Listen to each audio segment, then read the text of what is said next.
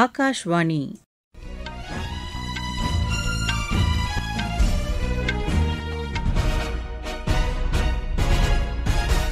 செய்திகள் வாசிப்பவர் ஜமீர் அக்தர். தலைப்புச் செய்திகள். போபாலில் நடைபெற்ற உலக முதலீட்டாளர்கள் மாநாட்டில் மத்திய பிரதேச மாநிலத்திற்கு 30 லட்சம் கோடி ரூபாய் மதிப்பிலான முதலீடுகளுக்கு உத்தரவாதம் அளிக்கப்பட்டுள்ளதாக மத்திய உள்துறை அமைச்சர் திரு அமித் ஷா தெரிவித்துள்ளார்.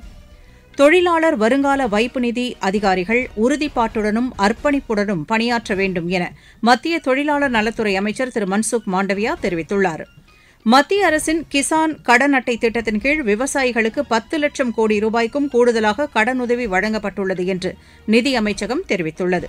உத்தரப்பிரதேசத்தின் பிரயாக்ராஜில் நடைபெற்று வரும் உலகின் மிகப்பெரிய ஆன்மீக விழாவான மகா கும்பமேளா இன்றுடன் நிறைவடைகிறது. மகளிர் பிரீமியர் லீக் கிரிக்கெட் போட்டியில் தில்லி அணி 6 விக்கெட் வித்தியாசத்தில் குஜராத் அணியை வென்றது. இனி விரிவான செய்திகள். உலகின் 5வது பெரிய பொருளாதார நாடாக உள்ள இந்தியா 2027ஆம் ஆண்டுக்குள் 3வது பெரிய பொருளாதார நாடாக திகழும் என்று மத்திய உள்துறை அமைச்சர் திரு அமித் ஷா தெரிவித்துள்ளார். மத்திய பிரதேச மாநிலம் போபாலில் நடைபெற்ற உலக முதலீட்டாளர்கள் மாநாட்டில் நிறைவுரையாற்றிய அவர் 2 நாட்கள் நடைபெற்ற இந்த மாநாட்டில் 30 லட்சம் கோடி ரூபாய் மதிப்பிலான முதலீடுகளுக்கு உத்தரவாதம் அளிக்கப்பட்டிருப்பதன் மூலம் இந்த மாநாடு பெரும் வெற்றி பெற்றிருப்பதாக கூறினார். அம்மாநில அரசின் வாகன கொள்கைகள் மற்றும் திறன் மேம்பாட்டு திட்டங்களால் முதலீட்டிற்கு உகந்த மாநிலமாக மத்திய பிரதேசம் திகழ்வதாகவும் அவர் தெரிவித்தார்.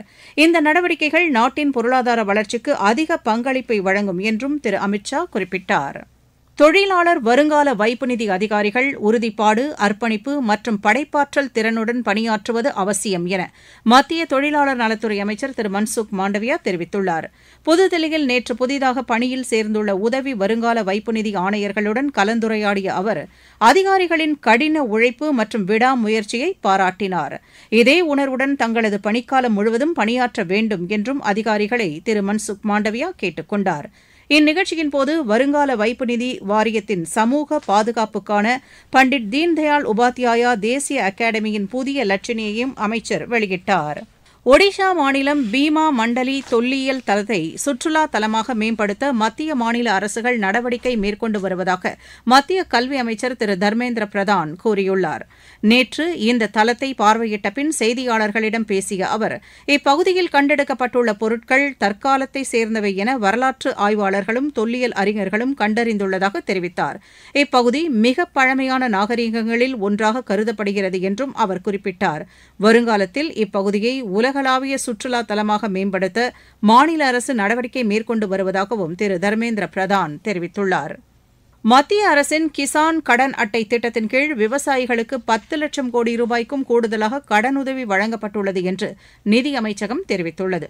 இதன் மூலம் 7,72 லட்சத்திற்கும் மேற்பட்ட விவசாயிகள் பயனடைந்துள்ளதாக அமைச்சகத்தின் செய்திக்குறிப்பு தெரிவிக்கிறது. உரிய நேரத்தில் கடனுதவி கிடைப்பதன் மூலம் விவசாயிகள் விதை, உரம், பூச்சி மருந்து போன்ற ஈடுபொருட்களை எளிதில் வாங்க முடிவதாக அதில் தெரிவிக்கப்பட்டுள்ளது.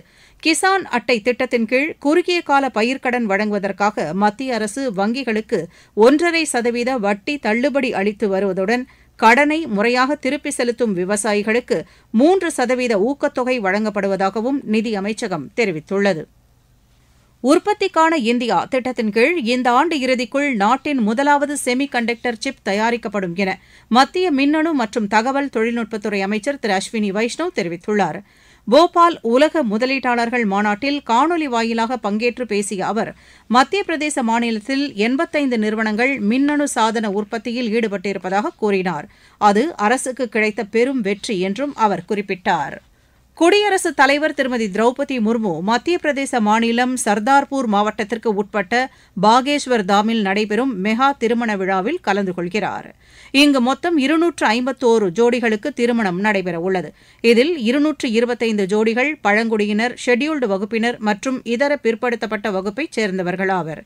மத்திய பிரதேசம், உத்தரப்பிரதேசம், பீகார், மகாராஷ்டிரா மற்றும் ஜார்க்கண்ட் மாநிலங்களைச் சேர்ந்தவர்கள். குடியரசு துணைத் தலைவர் திரு ஜெக்தீப் தங்கர் ஒருநாள் பயணமாக இன்று அருணாச்சல பிரதேசம் செல்கிறார். அம்மாநிலத்தில் உள்ள காம்லே மாவட்டத்திற்கு உட்பட்ட போசிம்லா பகுதியில் நடைபெறும் விழாவில் பங்கேற்கிறார். நீங்கள் கேட்டுக்கொண்டிருப்பது ஆகாஷ்வாணியின் செய்தி அறிக்கை. மக்களின் மனதை வென்ற மத்திய அரசின் பட்ஜெட். தனிநபர் வருமான வரி விலக்கிற்கான உச்சவரம்பு 12 லட்சம் ரூபாயாக உயர்வு. தமிழகத்தின் ரயில்வே திட்டங்களுக்காக 6626 கோடி ரூபாய் நிதி ஒதுக்கீடு. நாடு முழுவதும் உள்ள அரசு பள்ளிகளில் 50,000 அடல் ஆய்வகங்கள். 36 வகை உயிர்காக்கும் மருந்துகளுக்கு சுங்க வரியிலிருந்து விலக்கு. மாவட்டம் தோறும் அரசு மருத்துவமனைகளில் புற்றுநோய் சிகிச்சை பராமரிப்பு மையங்கள். லித்தியம் பேட்டரிக்கான சுங்க வரி ரத்து. குழாய் மூலம் குடிநீர் வழங்கும் திட்டம் மேலும் 3 ஆண்டுகளுக்கு நீட்டிப்பு. வளர்ச்சியடைந்த இந்தியாவிற்கான பயணத்தில் மோடி அரசு. தொடரும் மக்கள் நலத் திட்டங்கள். இனி மகா கும்பமேளா குறித்த செய்திகள்.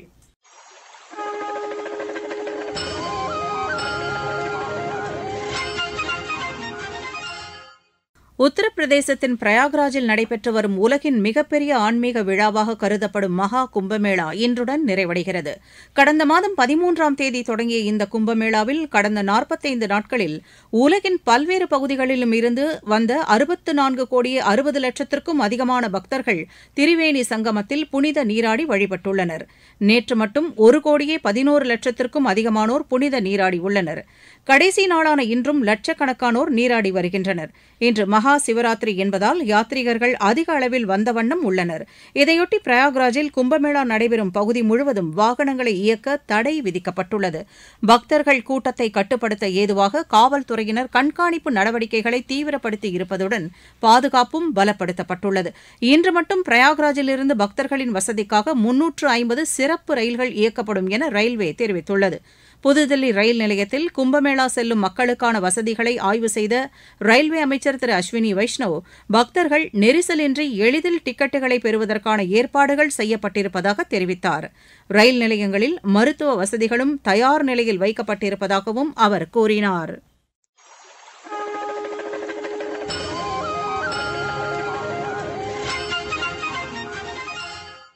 மகா சிவராத்திரி நாடு முழுவதும் சிவாலயங்களில் இன்று வெகு சிறப்பாக கொண்டாடப்படுகிறது. இந்நாளையொட்டி சிவாலயங்களில் சிறப்பு அபிஷேகம் மற்றும் சிறப்பு வழிபாடுகளுக்கு ஏற்பாடுகள் செய்யப்பட்டுள்ளன. உத்தரப்பிரதேச மாநிலம் வாரணாசியில் உள்ள காசி விஸ்வநாதர் கோவிலில் இன்று அதிகாலை 2:15 மணி அளவில் சிவபெருமானுக்கு மங்கள ஆரத்தி காட்டப்பட்டு சிறப்பு பூஜைகள் நடைபெற்றன. தமிழகத்திலும் மகா சிவராத்திரியையொட்டி தஞ்சை பெரிய கோவில், சிதம்பரம் நடராஜர் ஆலயம் உள்ளிட்ட சிவாலயங்களில் சிறப்பு வழிபாடுகளுக்கு ஏற்பாடுகள் செய்யப்பட்டுள்ளன. உலக பிரசித்தி பெற்ற அரியலூர் கங்கை கொண்ட சோழபுரம் பிரகதீஸ்வரர் கோவிலில் சிவராத்திரியையொட்டி நாட்டியாஞ்சலி விழா கோலாகலமாக தொடங்கியது. ரஷ்யாவில் உள்ள அரிய தாதுக்களை அமெரிக்கா உள்ளிட்ட வெளிநாடுகளுக்கு வழங்க தயாராக இருப்பதாக அந்நாட்டு அதிபர் திரு விளாடிமிர் புட்டின் தெரிவித்துள்ளார். யுக்ரைன் போரை முடிவுக்கு கொண்டுவர அமெரிக்க அதிபர் டொனால்டு டிரம்ப் அளித்து வரும் ஆதரவுக்கு பிரதிபலனாக தாது வளங்கள் வழங்கப்பட இருப்பதாக தெரிவிக்கப்பட்டுள்ளது. யுக்ரைனிடமிருந்து கைப்பற்றப்பட்ட பகுதிகளில் உள்ள சுரங்க திட்டங்களில் வெளிநாட்டு நிறுவனங்களை அனுமதிக்க தயாராக இருப்பதாகவும் அதிபர் புட்டின் கூறியுள்ளார். சிபிஎஸ்இ 10ஆம் வகுப்பு பொதுத் தேர்வை ஆண்டுக்கு 2 முறை நடத்துவதற்கான வரைவு விதிமுறைகளை மத்திய இடைநிலை கல்வி வாரியம் வெளியிட்டுள்ளது. இதன்படி வரும் கல்வியாண்டு முதல் முதற்கட்டமாக பிப்ரவரி மாதம் 17ஆம் தேதி முதல் மார்ச் மாதம் 6ஆம் தேதி வரையிலும், 2வது கட்டமாக மே மாதம் 5ஆம் தேதி முதல் 20ஆம் தேதி வரையிலும் பொதுத் தேர்வை நடத்த திட்டமிடப்பட்டுள்ளது. இதற்கான வரைவு விதிமுறைகள் குறித்து மாணவர்கள், ஆசிரியர்கள், பெற்றோர்கள் உள்ளிட்டோர் அடுத்த மாதம் 9ஆம் தேதிக்குள் தங்கள் கருத்துக்களை தெரிவிக்குமாறு சிபிஎஸ்இ கேட்டுக் கொண்டுள்ளது. மகளிர் பிரீமியர் லீக் கிரிக்கெட் போட்டியில் தில்லி அணி 6 விக்கெட் வித்தியாசத்தில் குஜராத் அணியை வென்றது. பெங்களூருவில் நேற்று நடைபெற்ற இப்போட்டியில் முதலில் ஆடிய குஜராத் அணி நிர்ணயிக்கப்பட்ட 20 ஓவரில் 9 விக்கெட் இழப்புக்கு 127 ரன் எடுத்தது. 128 ரன் எடுத்தால் வெற்றி என்ற இலக்குடன் களமிறங்கிய தில்லி அணி 15.1 ஓவரில் 4 விக்கெட்டுகளை மட்டும் இழந்து 131 ரன் எடுத்து வெற்றி பெற்றது. இன்றைய ஆட்டத்தில் உத்தரப்பிரதேச அணி மும்பை அணியை எதிர்கொள்கிறது. புரோ ஹாக்கி லீக் போட்டியின் ஆடவர் பிரிவில் இந்தியா 2-1 என்ற கோல் கணக்கில் இங்கிலாந்தை வென்றது. புவனேஸ்வரில் நேற்று நடைபெற்ற இப்போட்டியில் வெற்றி பெற்றதன் மூலம் இந்தியா புள்ளிகள் பட்டியலில் 3வது இடத்திற்கு முன்னேறியுள்ளது. ஐஎஸ்எல் கால்பந்து போட்டியில் நேற்று நடைபெற்ற ஆட்டத்தில் பெங்களூரு அணி 1-0 என்ற கோல் கணக்கில் சென்னை அணியை வென்றது. இன்று நடைபெறும் ஆட்டத்தில் ஈஸ்ட் பெங்கால் அணி ஹைதராபாத் அணியை எதிர்கொள்கிறது. சாம்பியன்ஸ் கோப்பை கிரிக்கெட் போட்டியில் நேற்று ராவல்பிண்டியில் நடைபெறவிருந்த ஆஸ்திரேலியா, தென்னாப்பிரிக்கா அணிகளுக்கு இடையேயான ஆட்டம் மழை காரணமாக கைவிடப்பட்டது. இன்று நடைபெறும் போட்டியில் இங்கிலாந்து, ஆப்கானிஸ்தான் அணியை எதிர்கொள்கிறது. இப்போட்டி லாகூரில் பிற்பகல் 2:30 மணிக்கு தொடங்குகிறது. மீண்டும் தலைப்புச் செய்திகள். போபாலில் நடைபெற்ற உலக முதலீட்டாளர்கள் மாநாட்டில் மத்திய பிரதேச மாநிலத்திற்கு 30 லட்சம் கோடி ரூபாய் மதிப்பிலான முதலீடுகளுக்கு உத்தரவாதம் அளிக்கப்பட்டுள்ளதாக மத்திய உள்துறை அமைச்சர் திரு அமித் ஷா தெரிவித்துள்ளார். தொழிலாளர் வருங்கால வைப்பு நிதி அதிகாரிகள் உறுதிப்பாட்டுடனும் அர்ப்பணிப்புடனும் பணியாற்ற வேண்டும் என மத்திய தொழிலாளர் நலத்துறை அமைச்சர் திரு மன்சுக் மாண்டவியா தெரிவித்துள்ளார். மத்திய அரசின் கிசான் கடன் அட்டை திட்டத்தின் கீழ் விவசாயிகளுக்கு 10 லட்சம் கோடி ரூபாய்க்கும் கூடுதலாக கடனுதவி வழங்கப்பட்டுள்ளது என்று நிதியமைச்சகம் தெரிவித்துள்ளது. உத்தரப்பிரதேசத்தின் பிரயாக்ராஜில் நடைபெற்று வரும் உலகின் மிகப்பெரிய ஆன்மீக விழாவான மகா கும்பமேளா இன்றுடன் நிறைவடைகிறது. மகளிர் பிரீமியர் லீக் கிரிக்கெட் போட்டியில் தில்லி அணி 6 விக்கெட் வித்தியாசத்தில் குஜராத் அணியை வென்றது. இத்துடன் இந்த செய்தி அறிக்கை நிறைவு பெற்றது.